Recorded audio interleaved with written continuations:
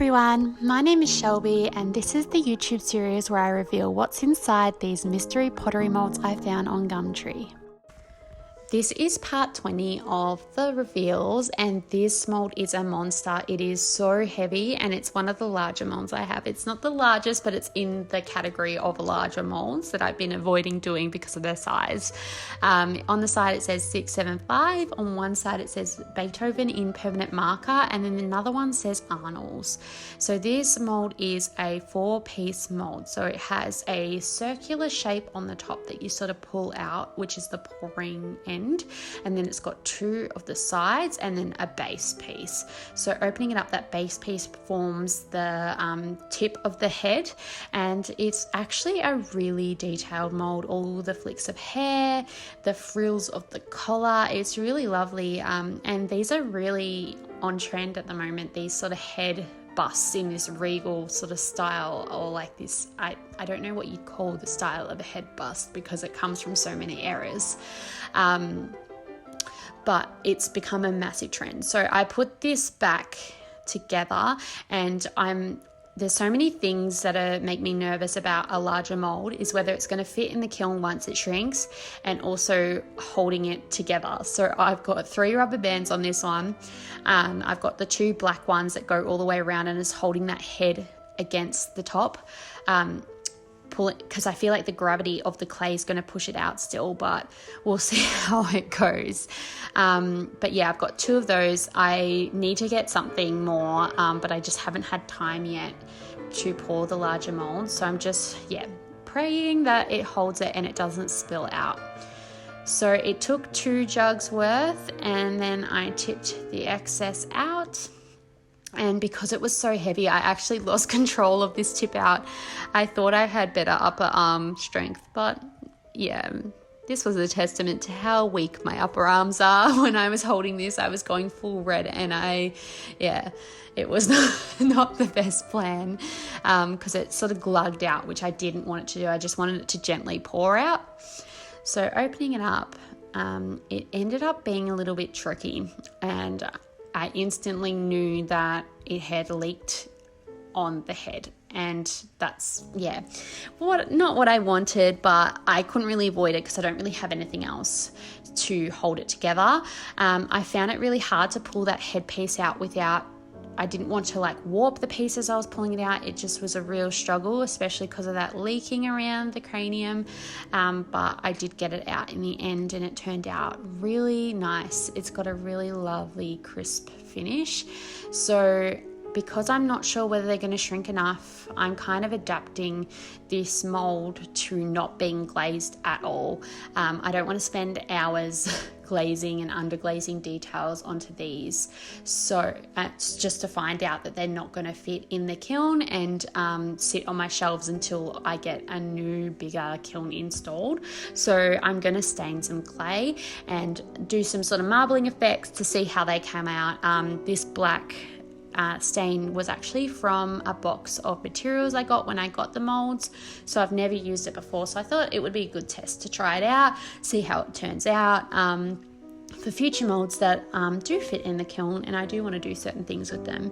So I marble it by mixing the black and then pouring it into the white and giving it a little whisk, so only just enough that it sort of removes that separation of the 2 colours and sort of meddles them in together. So I pour them up. I'm wearing my mask in this segment because I just finished sanding some koalas. I always make sure I wear my mask for another hour or so after I've done something, even though I do wet sanding. I just want to make sure that I've definitely got the mask on to protect myself from that.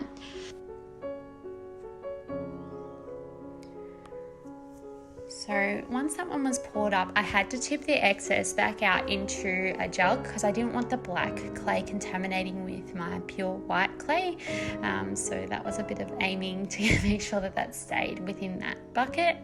But yeah, I hope that the stain can be a little bit unpredictable, especially this, because I have no idea what type of stain it is. It literally just said black on the canister. So we'll see how it comes out. So it didn't marble as much as I wanted it to. It's only got a little bit in the neck there. I may have mixed it a little bit too much. I've never done marbling before. So I'll do a few more and see how they turn out, but I'm using some pink this time, so it's called Crimson, so I'm interested to see how it comes out in the kiln, because at the moment it doesn't look like it's changed colour much. It's a lot more pink, it's hard to tell right now, it's a lot more pink, but I'll be curious to see how it sort of pops after the kiln firing. So with 2 of the pieces, I only poured 5. With 2 of them, I have turned them into vases. So I did that by using that excess clay from the pouring spout I just pulled out and turning it into a big blob and adding it to the bottom. That was just so it was the same colour as the main body, and then I attached it by cross hatching, adding a bit of slip and then smoothing it over. I actually used the base of the mould to push it on so it was nice and flat with the rest of it, so it will sit nice and even on a table.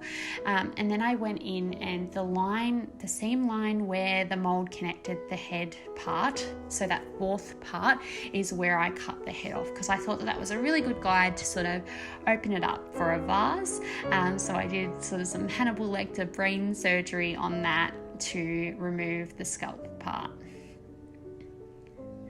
Once they had dried out, I went through and gave them a nice sponge down. That's because all the edges were really rough on these ones, especially from those cutting marks. It always gets a little bit rough, but where the seams were in the mould, cutting them back because they aren't going to have glaze on them. Sometimes with them, I don't have to sponge them back as much because the glaze will cover it and you won't notice, but these ones really need to be sponged back so that you can't tell without the glaze on them. So measuring them up as they're drying, they are 21 to 22 centimeters high. So for the bisque, I check the height to see if they're going to fit, and lining them up to the bottom shelf, because you have to have the shelf in there for airflow, it's not going to fit upright. I'm just hoping through the bisque that they're going to sort of shrink more so that they will sit upright and I can glaze them, but I'm not hopeful. After bisque, one of them did have this really strange chip on the shoulder. I'm not sure whether it's because I stacked them on each other and the pressure of the heat and me just trying to rush the firing meant that little piece had sort of rubbed up and didn't have anywhere to go, whether there was like a small air bubble from maybe pouring it too fast. I'm not really sure, but I wear my mask and I sand that little bit back. I make sure I chip it off to see how deep that crack goes, because I don't want to fire it and then find out it opens up a whole nother massive crack. But thankfully the crack stopped and I was able to sand it all back and make it all even. So they didn't fit again, they didn't shrink enough, so I stacked them all up, being real risky because I know that they're definitely going to put pressure on each other and crack. I'm just rushing this mold now because I'm not absolutely in love with it because I'm not able to do much, and they have cracked on the bottom a little bit from the pressure of being stacked. I noticed that one of the heads is going an opposite way. I'm not sure whether that is because of crafting or whether that's because I don't know. I think it would have been from crafting. It's just going a different angle, and then there's another one that's straight up, so it might have just been from just handling and all of the rest of it from making them. But here is what they look like. This is the marbled clay piece. This one came out really lovely. It's such a subtle grey blue. It's not as dark as I wanted. It did have a little mark from lying on the kiln shelf and one on the back shoulder, but I sanded those off with my mask on. This is the other one. This is the second one, also a non-vase one. This was just a plain white glaze, plain white clay, I should say. There was no glaze, and that was just to see what it would look like if it was just plain and sort of stone-like. This was the crimson one. There is no crimson in that whatsoever. There is no colour. It chipped from the pressure of other pieces resting on it, but that's okay. It kind of adds to that sort of old effect that it's sort of been around for a while. And so with that, I decided to do a couple of bouquets for the ones with that I turned into vases. So I got some blooms. I was unable to use Annie's handiwork this time because she's really flat out with wedding season. So I had to source these, and I just made up some really lush bouquets in colours that I don't typically use, with just, the pops of pink because, I can't stray too far from the things I love. So yeah, I just enjoyed making some flowers to sort of, pretty up and add the colour to these pieces that I wanted to incorporate but couldn't because they were too tall for my kiln. So yeah, just enjoy some snippets of flower play as I work this bunch together. I really love Annie. She's become a quite good friend of mine because for so many reasons, but I love her sentiment. She says that flower play is for anyone. You don't have to have a certain amount of skills. If it feels good and it looks good and you enjoy doing it, then that's all that matters. And I really love that because sometimes I feel like people really gatekeep floristry, and I don't think we need that in the world.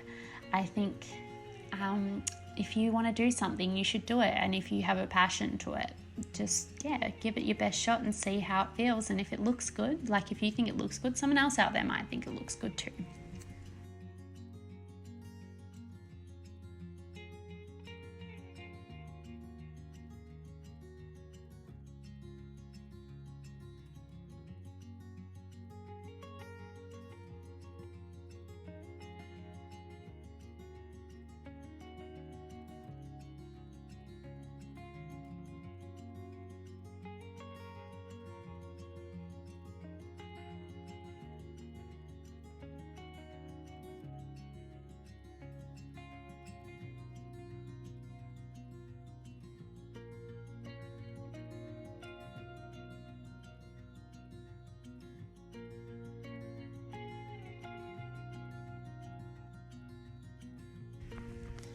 So I popped all those flowers together with some string to hold them in position, and gave them a trim so that they will fit inside the vases.